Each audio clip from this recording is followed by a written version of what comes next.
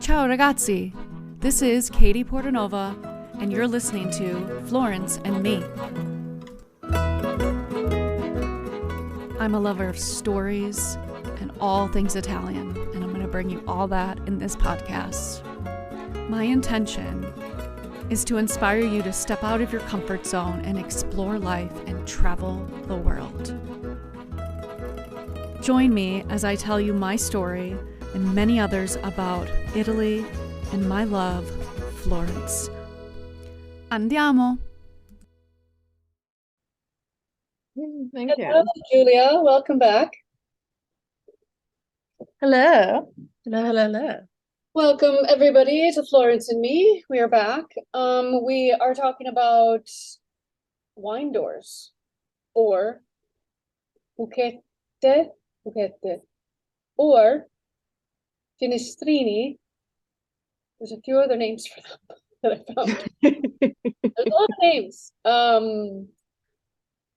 So yeah, I dove deep into this part of history, mostly in Florence it started, but I'm sure there's other places around Italy that have these. But yeah, what did you think about the history of this before we even get started? I found it quite fascinating.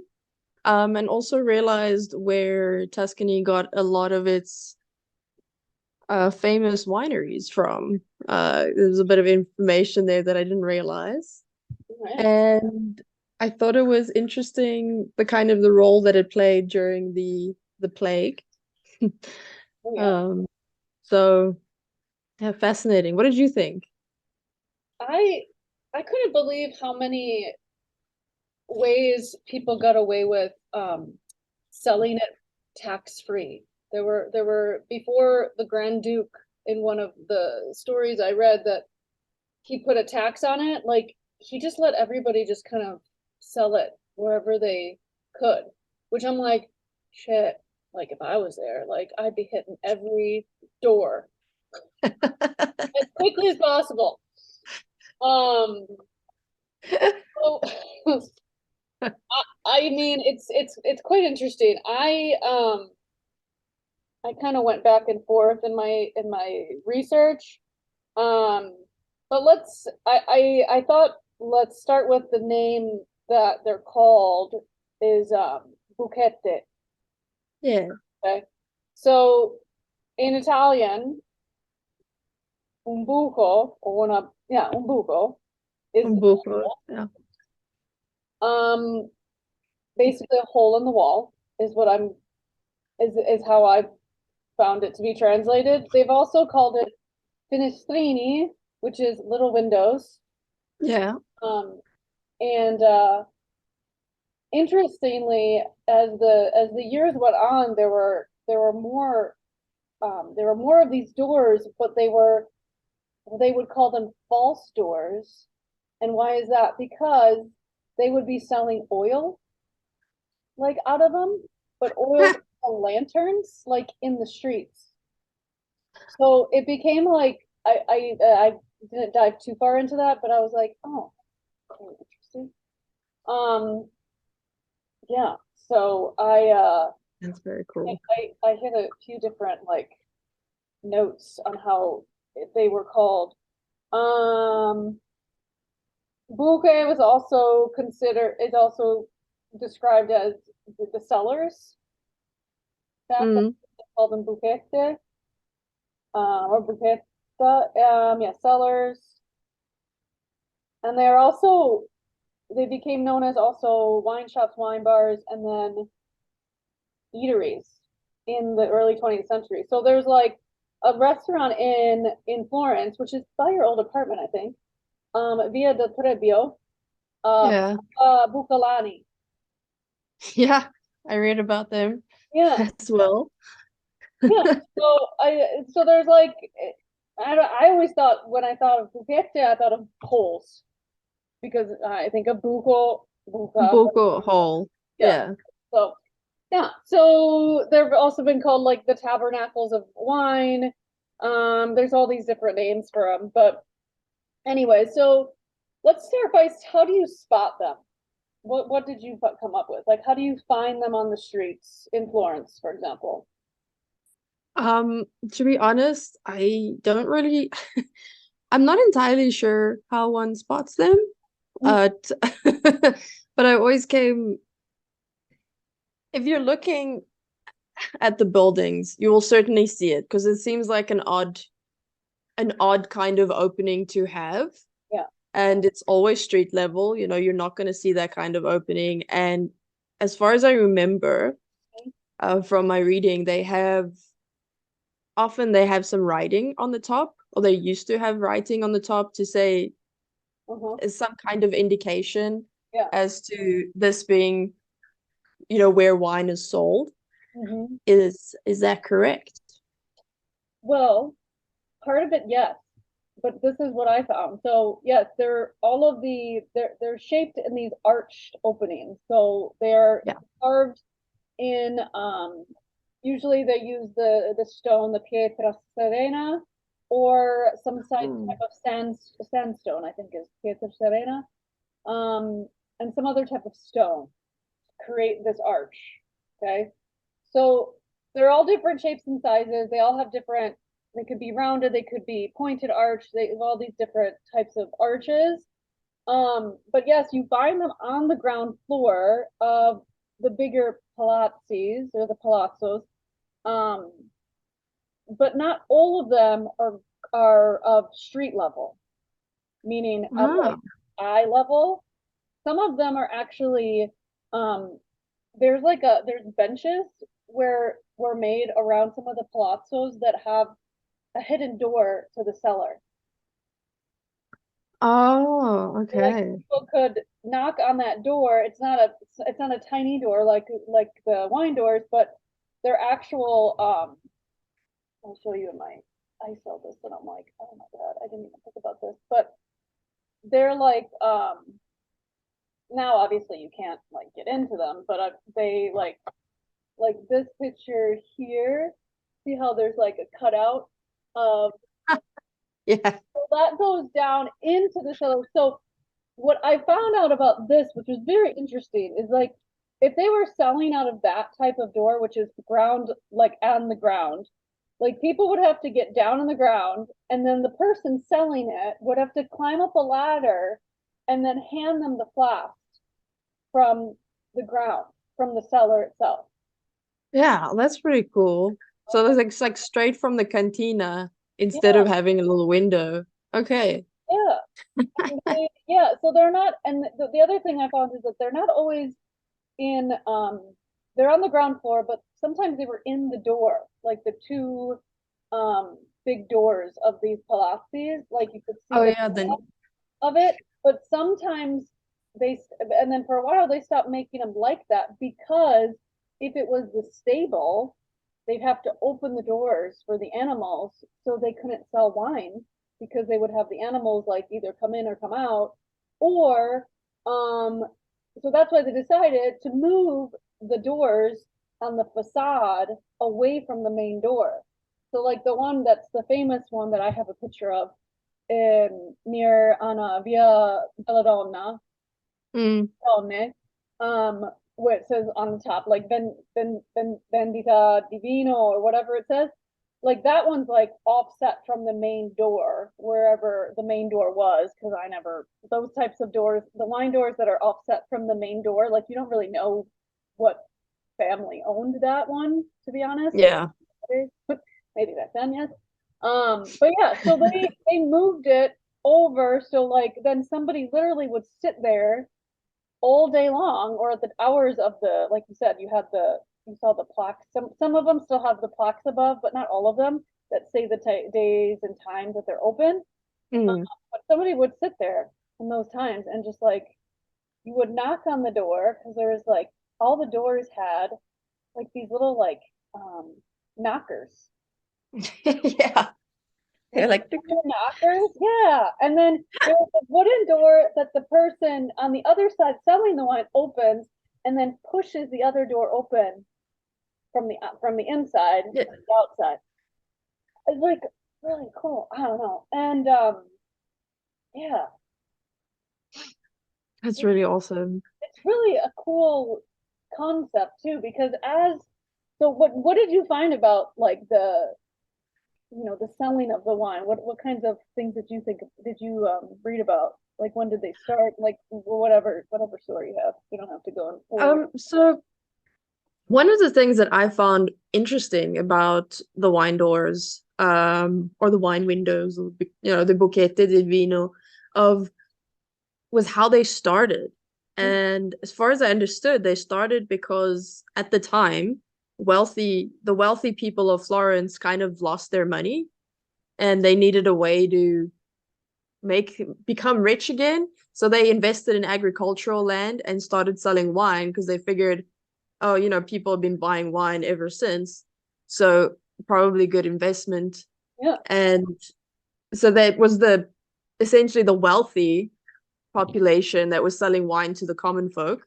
Mm-hmm. And that's how they kind of became rich again. And even to this day, you still have the Antinori, Frescobaldi, what was the other one?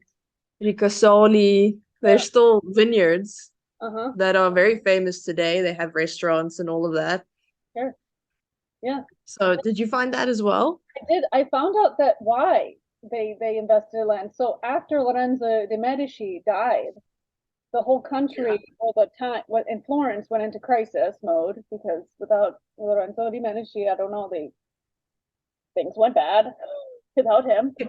So they started to live off whatever, the wealthy families started to live off whatever they had left of their wool, textile, whatever. And then when that ran out, that's when they bought all these abandoned, devastated estates outside of Florence, renovated them, hired the help to make the wine, and then what they would do is sell the wine, ship the wine back to Florence, and sell them either out of their little wine doors of their personal palazzo, or they would sell it to traders, or sell it wholesale to restaurants or something, other things like that.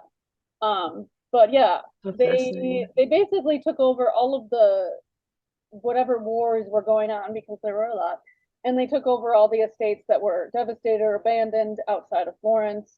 And that's why the Medici have so many freaking villas like all over outside of Florence, because they basically, had the most money to do all that.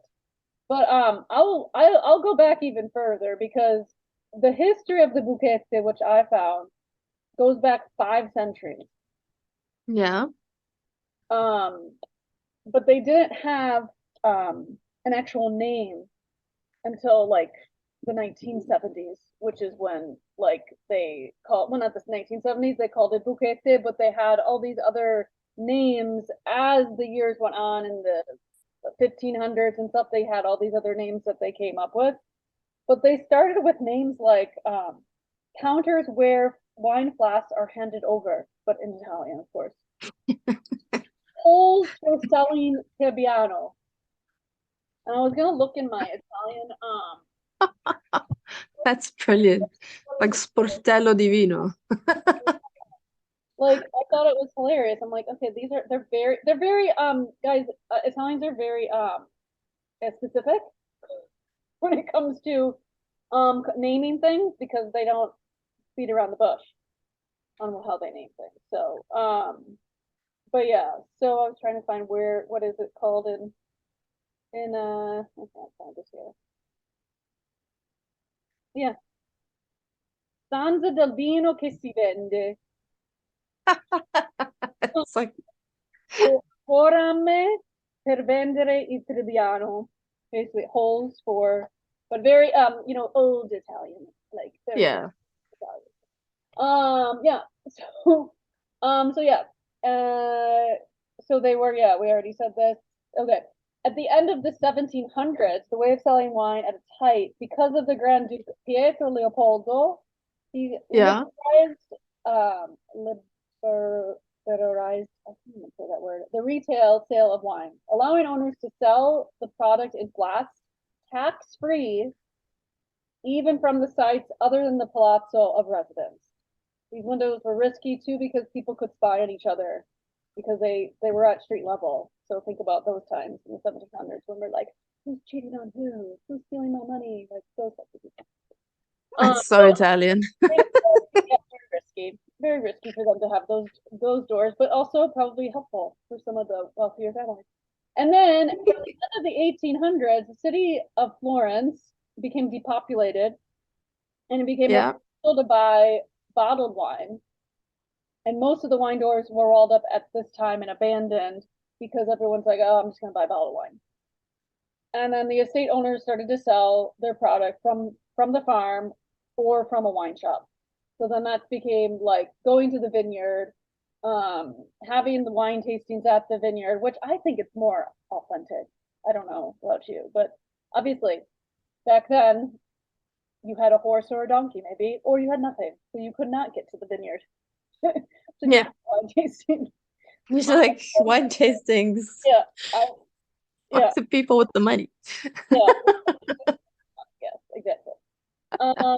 What other, did you find any other historical piece that Well, what I was thinking, because now we go a little bit back, but obviously in the 1600s, I think it was 1630, when the plague was going around.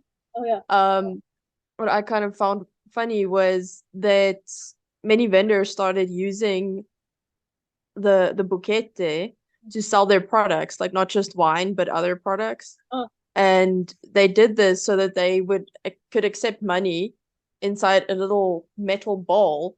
And then when people put the money in, they would spray it with vinegar Oh. to disinfect it to try and limit the spread of the contagion.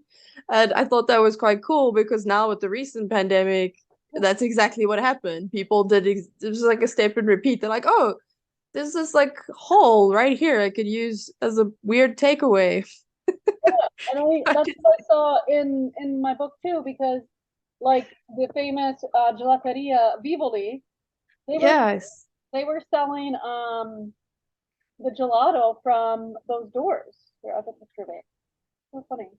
Because you can see like you can see them like just handing, yeah. Here, this top one. You can see it. It's so cool.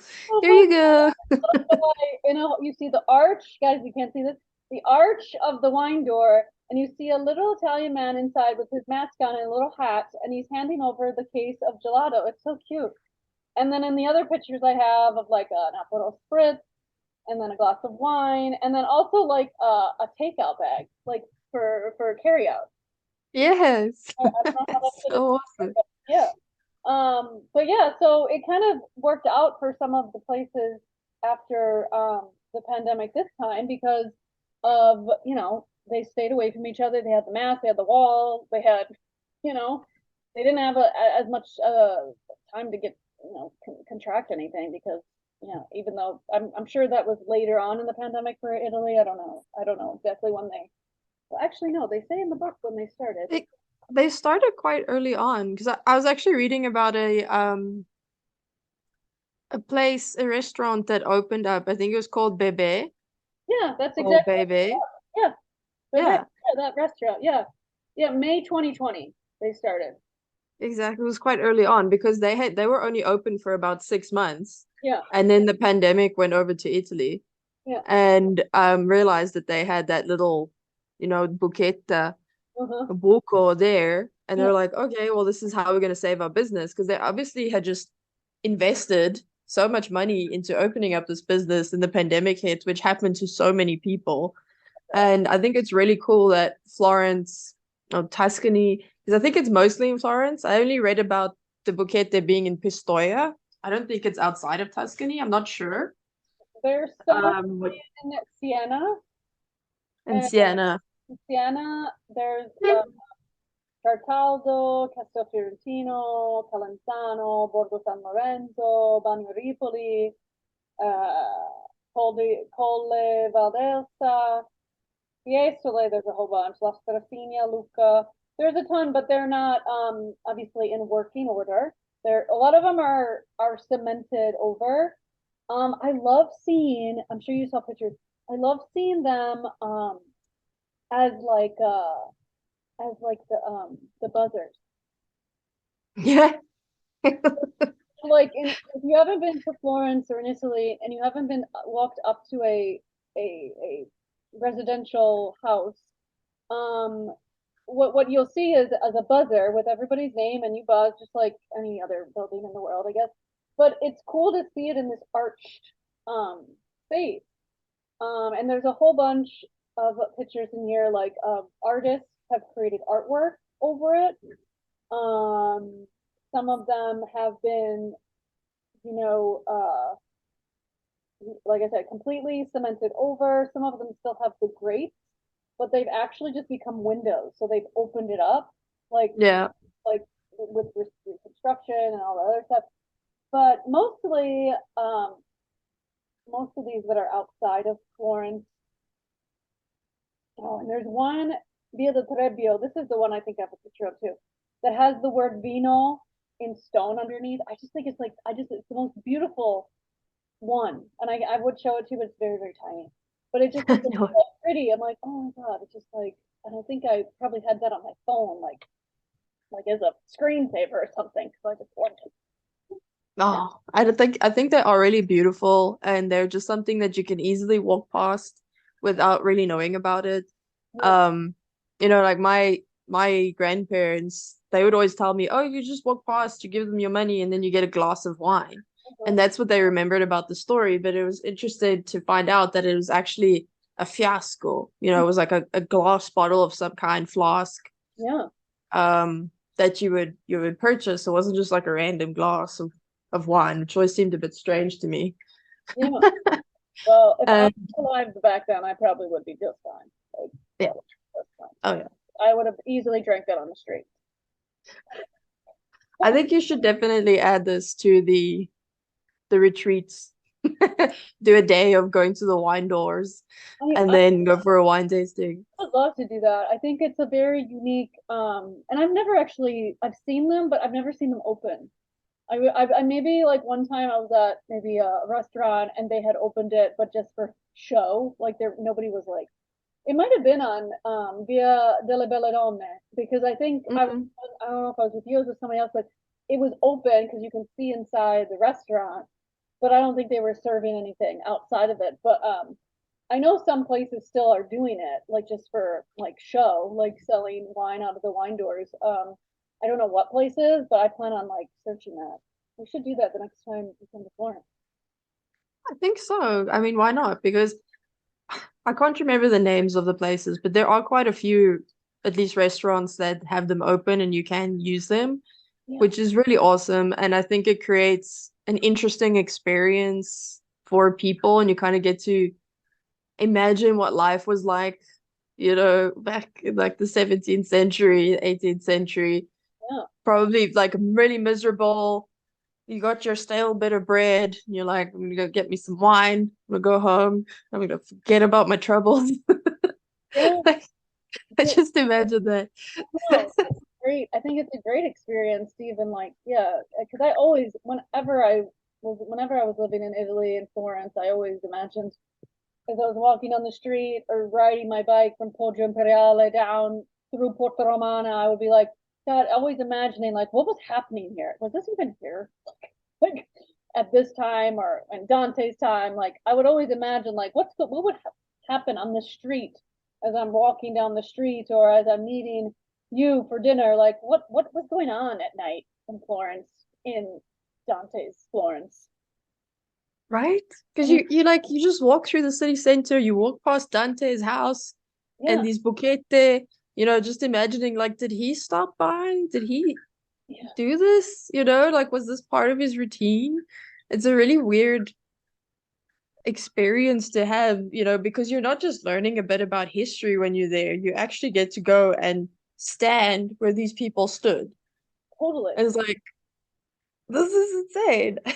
It's like, the minute she walked these streets. What would I be wearing? Would I be wearing like noble garb? Would I be a peasant? Would I be a farmer? Like what would be happening? I don't know. I think yeah, I love that's why I think I love living in Florence, because there is just so much history and so much and on every street there's just something to there's some story that happened. You know, and that's why like there's that tour that I was gonna give this past retreat, like of all these like hidden things that you not normally a guided tour guide is going to give a group of 30, 40 people. Like there's just so many cool things, and it's so hard to do this on a podcast because I'll be like, I thought about doing a podcast episode of talking about all these really cool things that happened. Well, not all cool, but interesting things that happened in some of the piazzas and some of the squares and some of the churches. There's things on the churches that are like hidden, they're hidden messages for people, but it's kind of hard to do that. So it's more better in person. Agreed. Like it happened when we were there. I guess the other thing that I found, I got a part in this book that about the wine doors. It talks about the wine trade in medieval Florence. So Yes. The vintners, traders and sellers were official suppliers who had their own guild, which I did not know this, and I thought I studied all the guilds of Florence. But in 1288 is when they established this guild, the Arte dei Vinattieri. I think that's how you pronounce it. Yeah. And then there was oh yeah, the famous restaurant. You know this one, I Latini. Yes. They have this the guild of the Vinattieri on their door. So there's like a on the glass. So they still have they still have the guilds insignia. Yeah, so they have a wine door. So when you're waiting, because in I Latini, for those of you that don't know this restaurant, it's a very famous restaurant. It's been around for a really long time, and it's so hard to get in to eat. I don't think I've ever been eaten there, to be honest. I haven't. I could never get in. But while you wait, they open the wine door, and you can have a glass of wine. That's awesome, and that's smart. Yeah, good marketing. Yeah, you can keep people around because they just want another glass of wine. So this guild was open not only to innkeepers and taverners, basically owners of bars, but anyone that sold wine for most of the year or just for one season. So you could be a part of this guild for those two reasons only. And then, oh yeah, as we talked about this earlier, as early as the 14th century, members of the leading Florentine families dedicated themselves to wine production, like the Antignonis and the Ricastolis.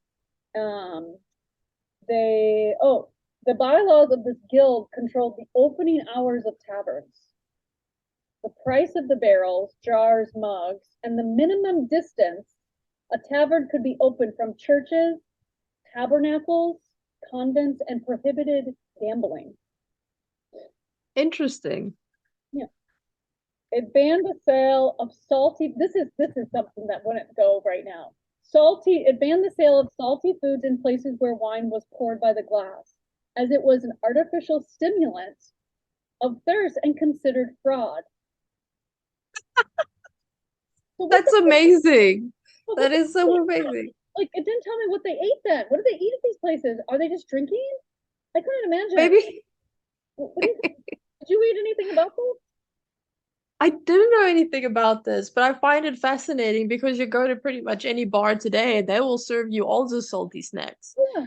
They give you everything. I mean, beanies are full with salt. Like, with so much salt. The garlic and everything. Oh my God. So I thought that was hilarious. That is hilarious. And I like the fact that they're like, oh no, it's fraud. I mean, I don't know. It's an interesting concept. Can you imagine like if this is no offense to any of the Indian like sellers of all, you know how there's all those Indian shops all over Florence that sell wine and beer like late at night. Okay. So if they because they would not be able to be there because for this guild, being part of this guild and these bylaws, being compliant as being a seller of wine, you could not be within so many. It didn't say how the distance, the minimum, the distance exactly, but I just think that's just hilarious because churches drank a lot of wine, like a lot. And still do. They still do. And did you Did you read anything about the Spedale dell'Innocente, the orphanage? The orphanage. No, I did not actually. Um, because I figured you'd tell me about all of this interesting stuff. I read a little bit more about more recent history, more recent Tell me. things that were happening there. So tell us all about this orphanage. I mean, were they making the kids make the wine? Like, what was the deal? Yes. You're old enough to do something with your hands. You're old enough to work. Oh my God. Old Italian proverb. They this is what's interesting. Okay, so from 1547, the Spedale degli Innocenti. Of course. Okay, so those of you that don't know what that means, it basically is Hospital of the Innocents, right? Of the innocents. Yes. Okay, that's what it translates to. Their cellar records list the purchase of marked half quarts and funnels for selling wine in flats, alongside arrival of large numbers of barrels of wine and vinegar, the latter used to disinfect at the time, which we talked about with the plague, yes, from the Chianti and Belsa farms. We may find it odd that a charity set up to help abandoned children, because it was an orphanage, and this orphanage slash hospital slash vineyard would there's a place, and again, it's much better if you're with me in person, but there's a part of this orphanage where people that could not take care of a child, a newborn, would place the baby on this wheel, and they would knock or something, Yeah. and the baby would be wheeled around, and it would open on the other side, and then the nuns and the nuns would take the baby and then be part of the orphanage, basically for the Yeah. winter. Which again, I was boggled, totally boggled by this. I couldn't believe it. I had no idea. That's amazing. Because I knew about the children being dropped off in the weird wheel, Yeah, the like wheel of wheel thing. yes. Yes. The children that can no longer be taken care of. Yeah, Yeah. it's very yeah. So fascinating. Okay, so this is what it says. Okay, so yes, it's odd that it's a charity that was set up to help the abandoned children, people that could not take care of the children, into a production and trade of wine. And because these orphanages had all these children, they actually figured out, or they thought, that the wine, this is a nutritious beverage. It was an essential part of the diet of nearly 200 adults and children who lived and worked there. So it was stored in the cellars in large amounts. I probably was living there in my past life. I was going to be around wine. They produced more wine than necessary, selling it in surplus which was very profitable and an intelligent way to exploit the Spedale dell'Innocente real estate, which grew continuously thanks to benefactor bequests, which I'm guessing just a lot of rich people gave them money. The importance of wine as a commodity at the time is proved by the decision taken in 1567 to plant a vineyard within the orphanage walls. There was a vineyard inside there. Now I want to go inside. Me too. I don't know if you can go inside. I've never seen it open to the public anyway. I think it's actually still a charity from what I remember, but I don't know if you could actually just walk in. So they planted this vineyard, and also and the children then helped take care of the vineyard. That's amazing. That actually blows my mind a little bit. Like my grandmother could have been one of those kids because she was in a convent until she was 8 years old. Really? Yeah, family of 13 children. Oh.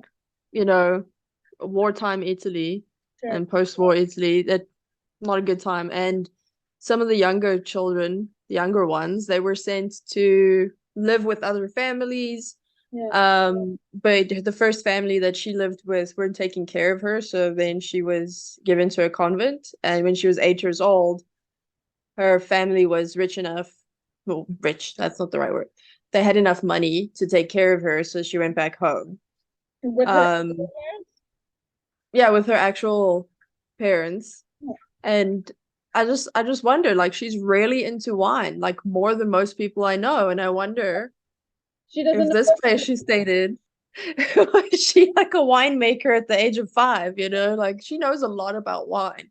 I think she doesn't know what an orphanage she was in, probably at this point. Pardon? She doesn't know what orphanage she was in, and it was an Um, thing. I could ask her, but she said it was something like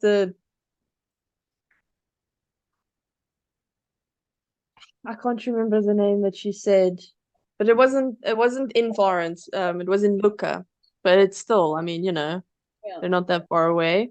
not that far. Maybe That's she quite fascinating. like a hired help came in. The other Yeah. just utilize the other children. They're not doing anything.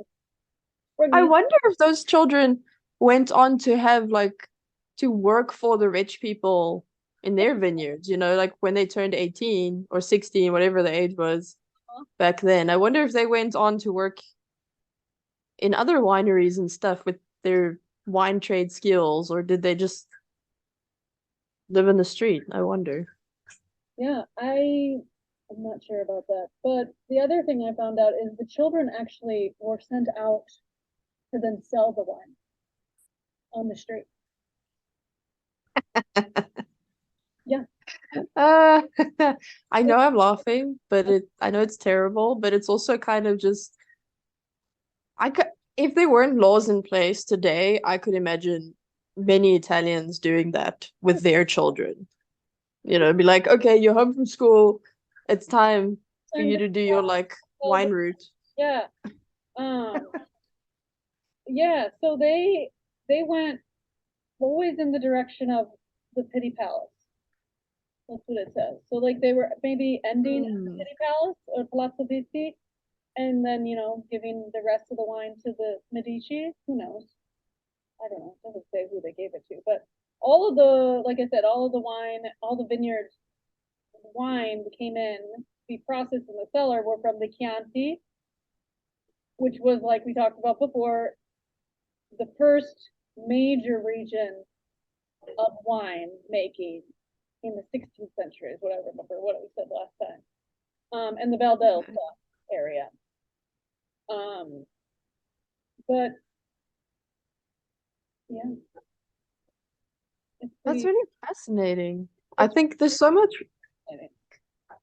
in every little detail that one researches, there's so much like history there, I was thinking about these buchette, with how they've changed the story, how they've adapted to being there during the plague, during the pandemic, how they helped people make their fortune back, and just kind of always being a part of the story in a way. Like we were talking about the vino sfuso in the last episode, and in many ways, I feel like that's a modern version of the buchette, like that Yeah, idea of going and fetching your bottle of water, your artisanal water, yeah. Well, it's water I for them. mean wine.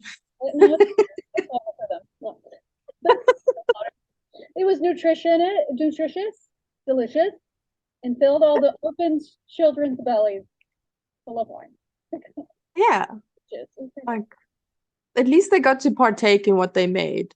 It wasn't just like a I mean, that's another thing I was thinking about too. Like, I wonder if it was rewarding for them because obviously I don't think it was like slave like working because I don't. That's not what was depicted here in this book.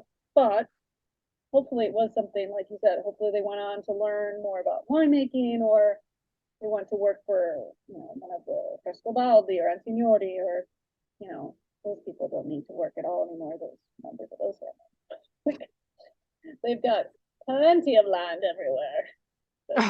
To them. no, Yeah, I could share some of that land. It would be great. that would be great.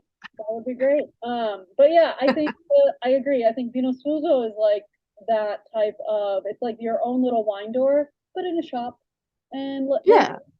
and very cheap. Because I'm guessing because I don't know what the costs in the Florin or the type of currency they had back in Dante's Florence, or in Medici Florence, or in, you know, the Black Plague Florence, what kind of currency it was, but I'm guessing it couldn't have been that expensive.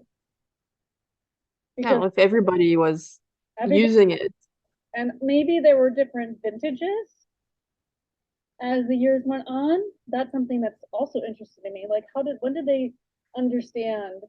I know we talked about that a little bit in the last episode, but when did like the prominent families of these winemaking families understand that, oh, we need to like age this longer so it's really good, and then we can sell it at a higher price. I wonder where that concept finally seeped into their, you know, because that's not obviously talked about in my research, because I was mostly focused on the wine doors, but because I think it's interesting that wine nowadays can be very cheap, but it can also be very expensive. So, oh yeah, and I think there's meaning that the wine that is expensive doesn't necessarily mean that it's better than the wine that is inexpensive.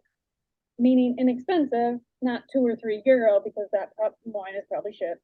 I was gonna say, but you don't know. Maybe not. Maybe not, because I still have relatives that like Tavernello, and that's not probably inexpensive anymore because everything's so expensive. But yeah, like things like that would cost like €10, €12, like right now, or €6, €8. I have like wines that I like that don't cost that much. That doesn't mean that I think that's hard for Americans sometimes to understand, because in the California culture, and I don't know if this was the same in South Africa, but there's a lot of different vintages and a different type of winemaking, but also I don't know how they classify some of these wines to be hella expensive, and then, you know, some to be like, you know, $20, $13. You know what I mean? Well, I'm sure it has a lot to do with prestige, you know, apart from the actual quality of the wine, because I mean that definitely, like any product, the quality will impact the price, you know, and the process of making it. Yeah. You know, like if you're making a wine with grapes that can only be grown on Mount Vesuvius or some nonsense like that, it's going to be pricey, because it's probably like a handful of grapes and you get like 20 bottles a year. But I'm sure there's prestige that goes into it, you know, like the Frescobaldi of the world. They've been doing it for so long that they've got the name behind them. So even if they made a shit bottle of wine, they would still be able to sell it because their name's on it. Yeah. It's like Chianti as well. You know, you see Chianti, you're like, oh, okay, I'm gonna buy Chianti because, you know, I've heard about Chianti, Greve di Chianti. But there are Chiantis that just kind of taste like cardboard. It's just how it is. Many I like, most I like, but it's also a subjective thing. Some things that, you know, like my father, he loves whiskey, absolutely adores whiskey. I think it tastes, you know, like paraffin. I think it's gross. And so the wines that he really likes are really strong wines, typical of South Africa, like we spoke about as well. And in South Africa too, there's all these vintages, and people like to kind of one up each other with the best wine. Oh, I found the best wine. But you know what I like is a really soft, fruity wine. It's like I don't want to be bombarded with tannins when I'm trying to drink. So I think it's such a difficult thing to actually understand. I mean, like every product, like I said, it's how it's processed and all of that. But I think prestige is a big part of why it would cost so much. You know, what does the label say? You know, like you were saying, Tavernello, for those of you who don't know, Tavernello is a box wine that even I still drink as a daily wine because it's a good table wine. You're not going to get drunk off of it. And it's not, how can I say, there's nothing special about it. Yeah. You know, it's not like spending a good amount. Yeah. Just like whatever. I would drink Tavernello all the time when I lived in Italy because it was simple. It was a simple wine, like you said, table wine. And again, I think like you pointed out perfectly is the fact that like yeah, the expensive wines, like in California, like in South Africa, like in Italy, the ones that are branded as a very high quality type of wine, like Antignori, like Frescobaldi, like anything in Montalcino, the Brunello, anything that's called Brunello is expensive.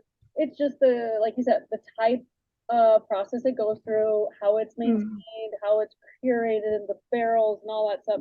So yeah, I mean, I think there's, and also like you said, with the vines that there's only so many vines. Okay, then that's going to be probably more expensive because they can only get so many bottles out.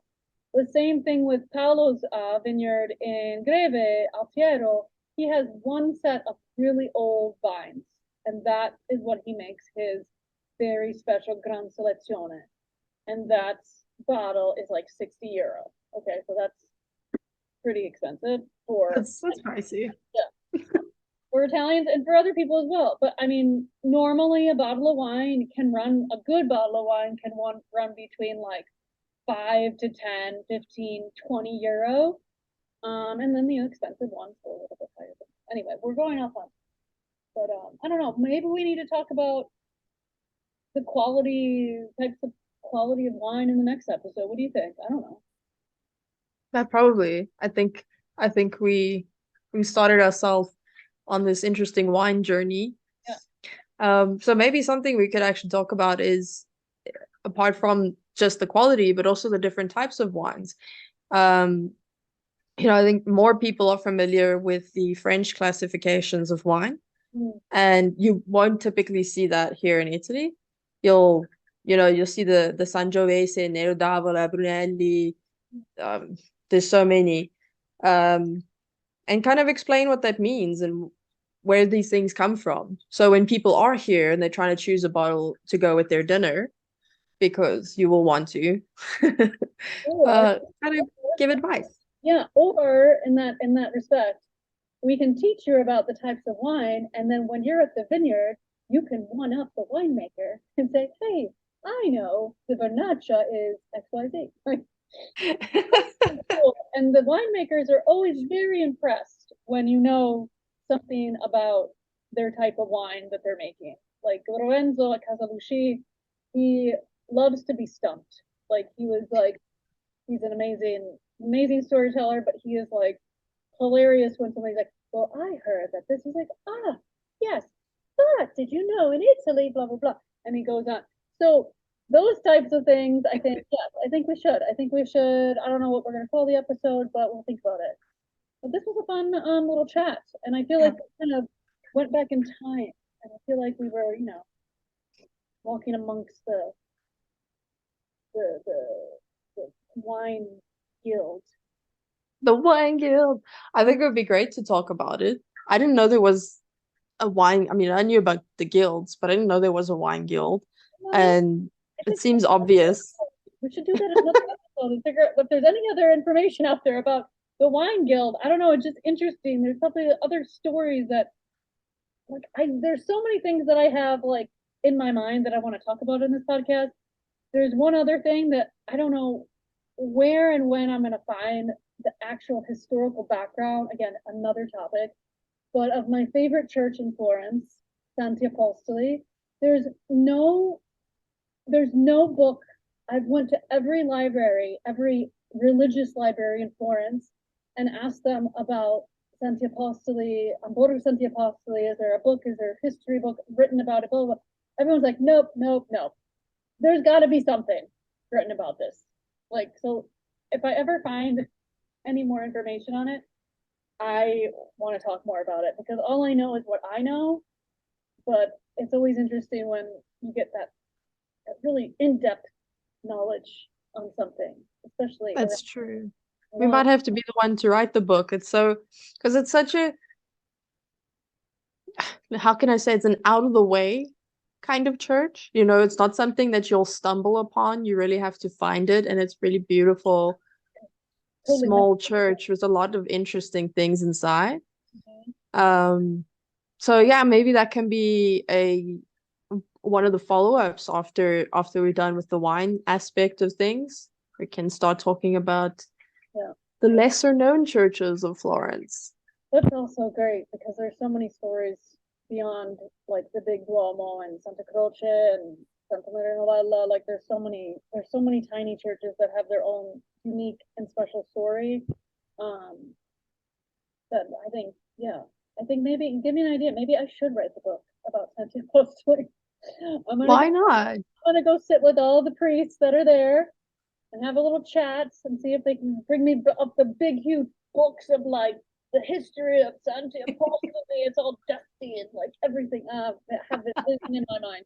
Nobody else is seeing it, but it's beautiful. Anyway, well, this episode was very successful. I hope you guys enjoyed it. Yes. Before we sign off, so I read about the wine doors. I read that there were 180 so far discovered. Did you find that as well? Because obviously they haven't discovered all of them yet. Yes. Or there's more to be discovered, but I was interested to hear what you read. So this book says, and this is just not in Florence, this is the association that created this book. They've confirmed the presence of 280 buchette. It's 280. Okay. Yeah. Nice. Yes. There are. That's a lot. The city That's awesome. alone, there are 178 wine windows, with 152 in the historic center, 26 outside the ancient walls, 10 have been removed, but we have traces of them thanks to period photographs, testimonials, and buildings. Blah, blah. Another 34 buchette are scattered throughout the province of Florence, for the most part nearly stately homes, mansions, or farms where the wine was made. So there are now more than 100 confirmed traces of wine windows across the region, excluding the city of Florence, with 20 in the province of Siena, 17 in Pistoia, 12 in Arezzo, 9 in Pisa, and 6 in Prato. Nice. That's a lot. But that is a lot. Like they said, can't always find them because they've either been covered up or they've been, probably turned into something else that you're not going to notice. So yeah. I think it's fantastic, and I think it would be an awesome thing to add to the retreat tour. Like I love the idea that you want to show people the different things in Florence, what you typically are not going to go and see, because everyone's obviously, you're going to see the Duomo, the Galleria. Yeah. Well, all the Gallerias, there's so many. But having a look at, these different churches and the different places that are not necessarily well known. And I know the wine doors after the pandemic made a big comeback, but they're still not as well known. And I really like this topic, and I look forward to actually talking about the different wines, the qualities, and the fun other tips that we're going to discover in our research for the next episode. Awesome. Yeah, so stay tuned, guys. We're going to come with another episode next week or the week after, wherever we are. We've recorded 2 this week. So, thank you, Giulia. This was fabulous. So, buongiorno, buonasera, buonanotte, wherever you are, wherever you're listening to this, and thank you for listening. And I will see you soon. Ciao, ciao. Ciao, Giulia. Ciao. I am beyond grateful for you listening to my podcast right now. I am so excited to share my journey of living abroad and all of my stories of Florence and Italy and all the places in between that I've visited. If this has reached you in any way and you would like to continue, please subscribe now. Also, go check out my website, trulyitaly.tours, for all my travel experiences. Ci si vede. Ciao.